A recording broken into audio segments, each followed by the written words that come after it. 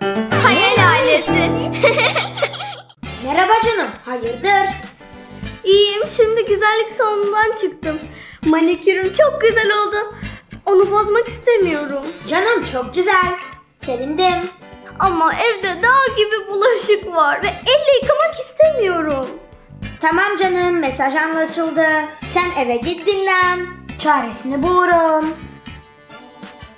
Bu değil, bu değil, bu olmaz. Ha, işte bu. Çünkü yanında çaydanlık, toster ve kahve makinesi getiriliyor. Sipariş veriyorum.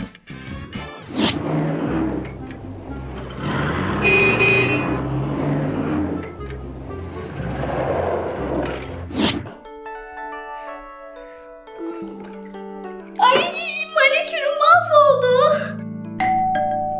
Acaba kim geldi? Hemen açmalıyım.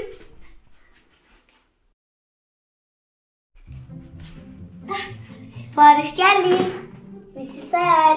Ama ben sipariş vermemiştim. Yanlışlık olmalı. Polen Hanım siz misiniz? Evet. O zaman bu sizin.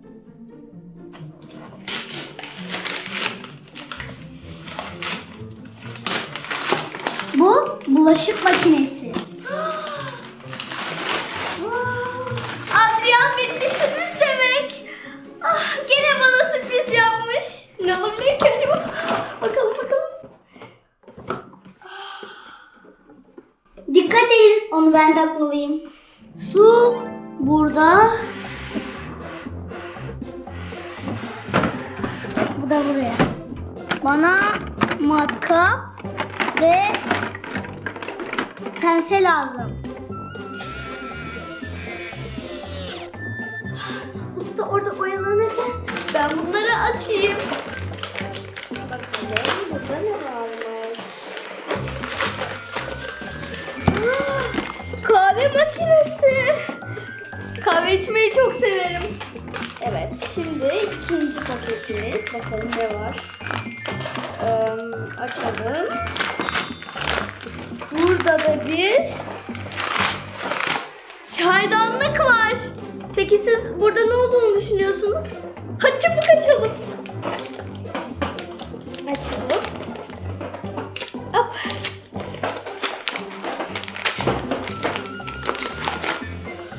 Tost makinesi, kahve makinesi, çaydanlık ve tost makinesi.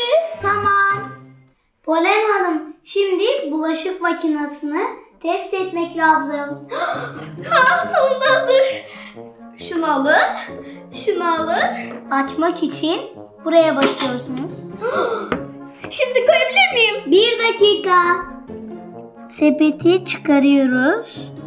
Çatal ve kaşıkları buraya koyuyorsunuz. Tamam, koydum. Tencere aşağıya. Tamam. Şu üstte ne yapacağız? Fincan ve tabakları yerleştirebilirsiniz. Tamam, 2 tabağım var. 1, 2, tamam. Ve fincanlar. Peki oyuncaklar nereye? Oyuncaklar yıkamıyor. Tamam, şimdi hazır mı? Deterjan koymak gerekiyor.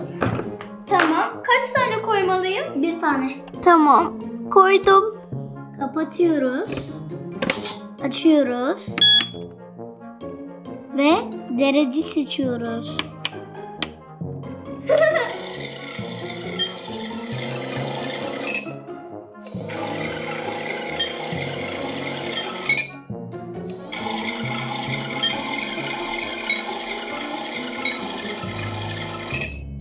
Bulaşık yıkanırken diğer aletleri de test edelim.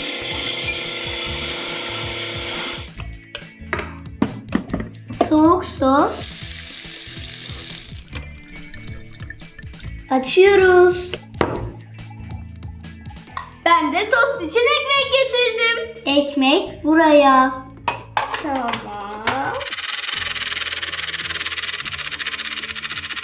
Su kaynadı. Gerçekten mi? Tostlar da hazır. Evet, çayları da koydum. Al bakalım.